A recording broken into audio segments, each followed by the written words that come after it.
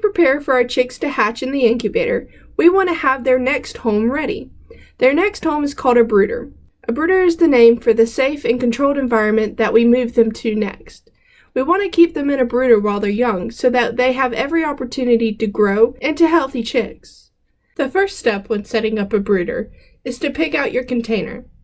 I prefer a clear container so that I can see my chicks even if the lid is on to protect them. The container should be deep enough to hold a couple of inches of shavings with the chick, waterer, and feeder sitting straight up with the lid put on and sealed tightly. Next, we need to fill up our brooder. We are going to need a waterer, a feeder, a heat lamp, and some shavings. When setting up a brooder, you want to keep your heat lamp in one corner so that the chicks can stay under the heat lamp if they're cold, or they can go to the far side where there is no heat lamp and cool down if they get too hot. Next, we need to put in our feeder and waterer. Feeder and waterers are meant to serve all chicks 360 degrees.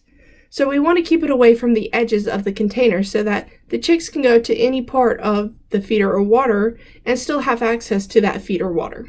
We want to have this brooder set up a couple of days before the chicks are supposed to hatch so that when they do hatch and dry off in the incubator, they are ready to go into their new home. They'll stay in this new home for a few weeks before they transition to a larger pen outside.